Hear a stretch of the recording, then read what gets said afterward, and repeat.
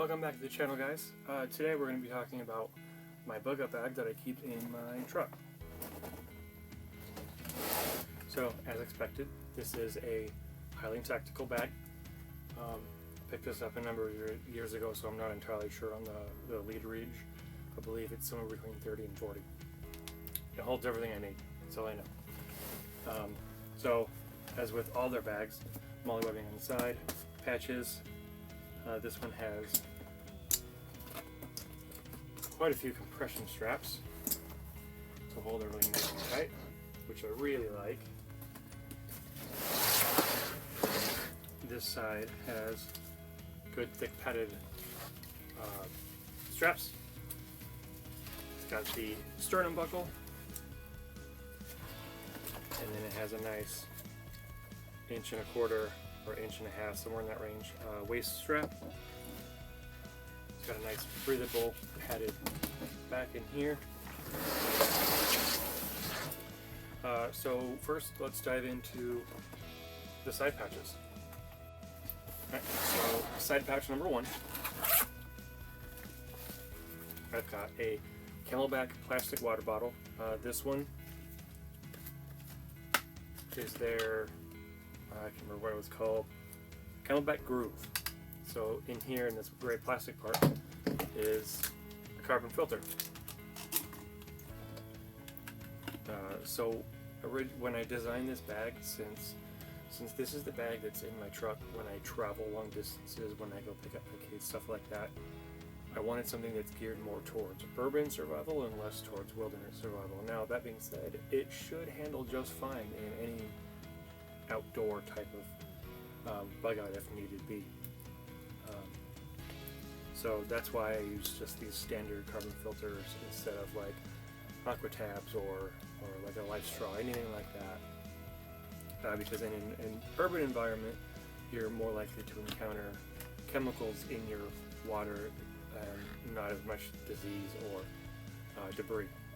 So I have a number of, this is overkill on the amount of extra filters I keep in here, and there's already one already loaded. Random zip tie. This is a really, really important tool if you're building your bug out bag for urban survival. This is an absolute must. This is called a Silcott key.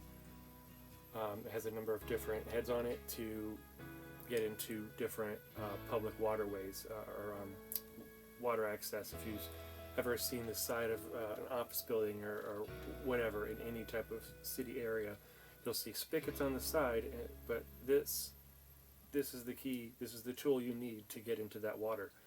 So that could be very vital in any type of scenario where you need to get water now. El Cheapo emergency whistle.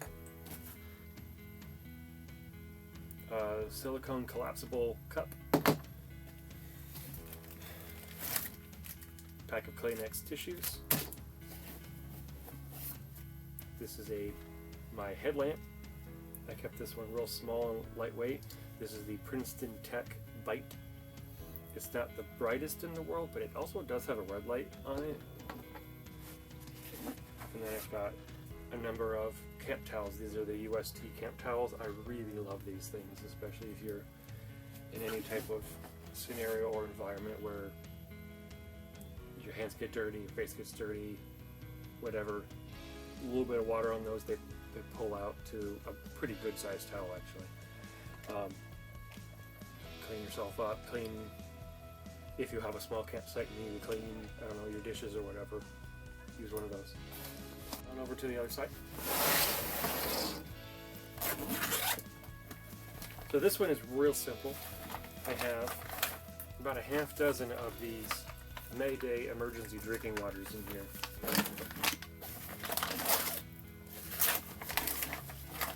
These are, I mean, they're emergency drinking water, so if I can't get to a water spigot on the side of a building for the Silcott key to fill up my bottle, or any other way to get water, if I'm stranded somewhere and I have to get water, I've got some already on me, ready to go. Alright, so then we'll go to the front mini pouch.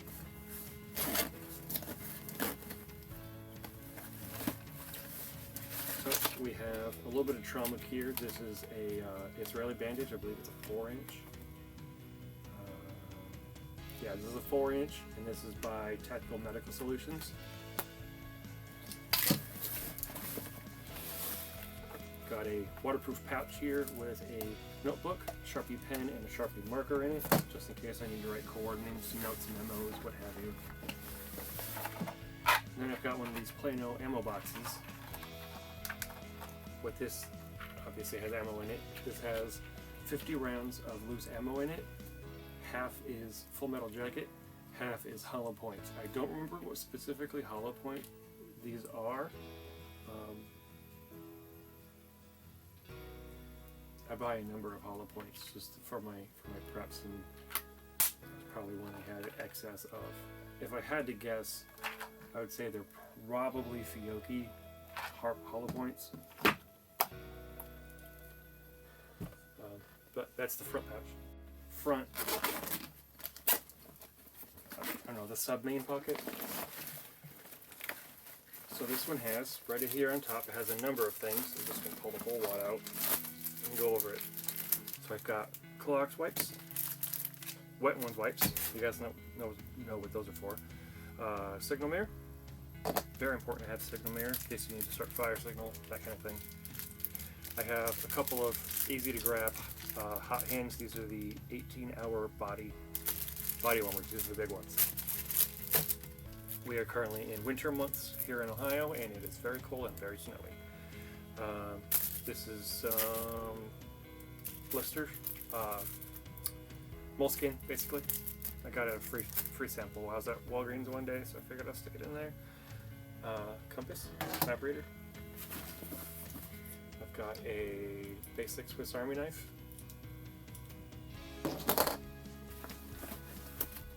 Another random zip tie.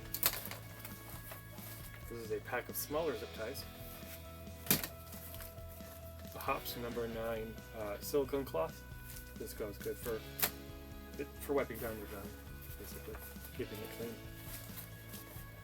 A couple of survival blankets. We've got a 100-foot hank of paracord. I guess another zip tie fell out.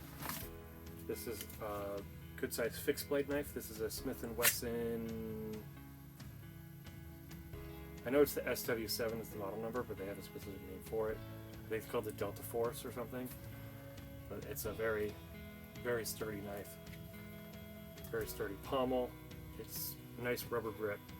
This could do work if you needed to do anything forceful with it, or even prying it to get into someplace you need to get into. This is a small surplus container for a miniature fishing kit, which may or may not ever come into play. Camp soap, stay clean. Because you're bugging out doesn't mean you need to be dirty. Small camp shovel. We got some lithium batteries. These little battery containers are amazing. I don't honestly remember the name of them. I know I got them on Amazon several years ago. We got some hand sani. Chem lights. Can never go wrong with chem lights. We've got a small pry bar. This is just a cheap Walmart one. And that's everything in that pouch. Okay, now let's hit the big main compartment. So these zippers, these are a little bit larger than the other ones, and they go all the way down. Allows you to fold it in half, which I really like. So I guess we'll start with this one. This is a Light Tech holster outside the waistband. This is for my Smith & Wesson M&P that I carry every day. So I can switch to outside the waistband, since I normally appendix carrying a bag while appendix carry it's no good. So in here, this little zipper pouch, I keep my my go fuel, as I call it. So we've got a number of snack options, some Cliff bars, we've got these Gatorade fuel bars, a couple of those. This is just some MRE toasted corn. It's a longer lasting snack, suck off the salt, that kind of stuff. And then a couple different flavors of Gatorade pouches. Now obviously if you're going to use the flavored Gatorade pouches in the Camelback, you need to remove the filter. We keep some, this is a 3-pack of signal flares. These ones I believe are the 15-minute ones. They're not very long. Yeah, these are the 3 15-minute red flares. So both of these are my medical. I keep a lot of this because, like I said, I have children. They get hurt. Any type of bug out scenario that we need to beat feet somewhere, I imagine there's going to be scrapes, scratches, bruises, that kind of stuff, and I've got enough stuff to take care of this. This is the UST, I believe it's the Camper Survival or First Aid Kit, and it's got this water resistant red pouch. It's basically, it's bone stock. I haven't changed or removed or added, I added this little tiny piece of paracord in it, but that's it. Other than that, it is out of the box as is. Now this one here, this is a combination of a bunch of different extra medical gear that I had. Some of it's trauma related, some of it's not. There's a lot of gauze in here, some Neosporin spray. I've got a nasopharyngeal airway, lots of gauze. There's eye drops in there, nitrile gloves, medical tape, tongue depressors, band-aids, moleskins, all kinds of stuff in there. Absolutely important that your medical is up to date, in stock, ready to go. I can't reiterate this enough. If you have children, this is awesome. I've got a full-size bag, unopened, of those hot hands. Again, this is for the group as a whole, or if I'm out longer than I need to. The ones in the front pouch, those are my easy to grab, so I don't have to dig in the bag type of thing. So this is another important item that I highly recommend. This is some Fox 5.3 OC spray. This is the stuff that the police use. This is legit stuff. It can be bought on Amazon, and it comes directly from Fox Labs in Akron, Ohio, which is actually kind of interesting. But yeah, this is something I absolutely highly recommend. It can be used on bears. It's not 45-foot stream like bear spray is, but I guess if you had to use it, it's better than nothing. But what this does is this allows you to, if you run into a situation, say you broke down and you ran into a group of hooligans or bandits or whatever. This doesn't work against zombies. Don't try this on zombies.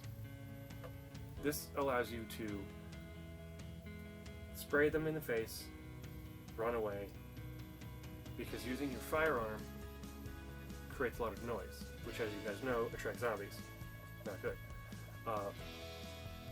Realistically, though, what it does is it does attract you. Gunshots can be heard from miles away.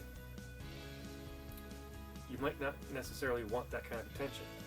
Now, that being said, if a firearm is necessary, by all means. This gives you an extra option, a non-lethal option. It also,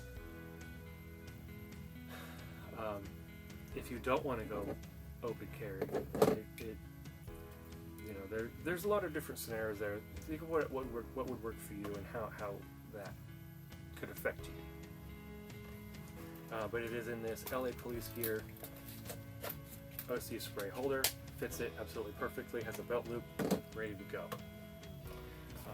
I have an Eaton FRX1 or XI. It's hard to tell. But this is a crank radio. It's got an extendable antenna, flashlight, AM, FM, weather radio. This thing is legit. If you're stuck, if you say you get stuck because of random blizzard you got caught in, having a weather radio is going to be excellent. It can tell you about how long you're going to be there,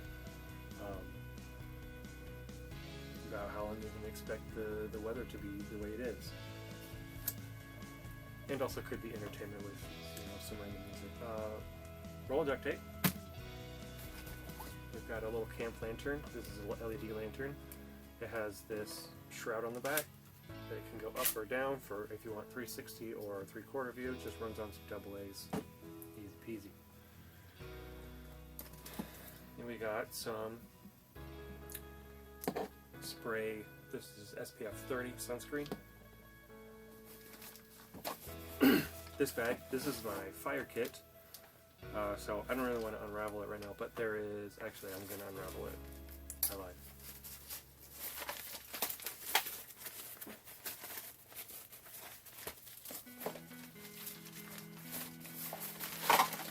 Dump it out. Pretty cool stuff in here. So naturally, I've got 2 lighters. One's a standard Bic, one is a torch lighter. These extendo torch lighter things, I get these at Menards for like $2. You get 2 of them. They're amazing. I highly recommend them. Supposed to have a red flame on them. Who doesn't like red fire? We got about a half dozen of these UST wet fires. These are pretty awesome fire starters. We've got some store matches and the Striker 4-set matches. And we've got this tinder. They call it the Woolly Fire Starter by Melco's Red Devil. So there's that stuff. I haven't tried this stuff out yet. I did buy a bunch of it while I was at Menards the time I bought it. I've only seen it there once, and I bought about a half dozen packs. But it looks like it's just like fat wood shredded and then compacted into like a swirl, almost like a fire tinder grenade type of thing. But those seem like good natural alternative. And we've got this little camp stove, which goes with the Sterno can. I am conflicted about keeping the Sterno and the camp stove. I'm concerned about the space. Weight, not so much. This stuff doesn't really weigh that much, but this is a fairly substantial can.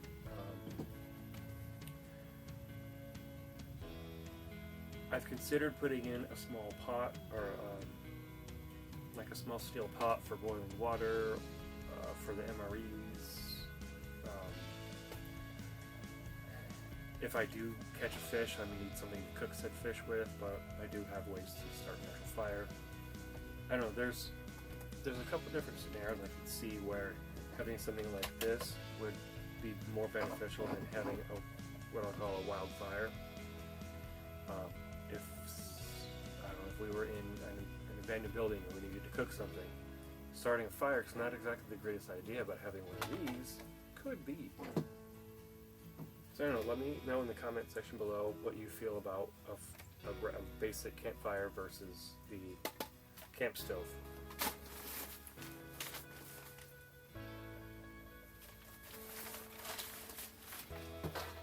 So next we have this yellow one here.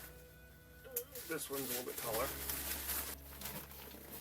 So in this bag, it's got extra pair of wool socks, solar portable battery from a phone or whatever other device, USB-C cable, because all the phones in our house are USB-C. I've got this. This is like one of those See Me biker shirts. Got reflective material all over it, bright fluorescent green. If I want to be seen or need to be seen, if I was on the side of the road changing tire or whatever. I've also got an extra pair of underpants in there. I'm not showing you my underpants. Got 2 spare magazines for my everyday carry. These also are loaded with the same hollow points that were in the other box. Again, I'm fairly certain these are the Fiocchi hollow points. They're nothing special, they're just standard hollow points. So that's that goodie bag. In here, I also have 3 MREs, different menus, and they're, you see red duct tape, they're compacted down to conserve space and weight. I've taken out the snacks and cutlery of all of them, with the exception of the forks. I think I kept the forks in there. But it's basically the crackers, the entree, and the heater. There's one of them that these two came out of a case that I bought. This one came from a local shop, and they don't put heaters. Whatever brand they get, they don't get heaters with them. I've got a cheap Mylar emergency tent.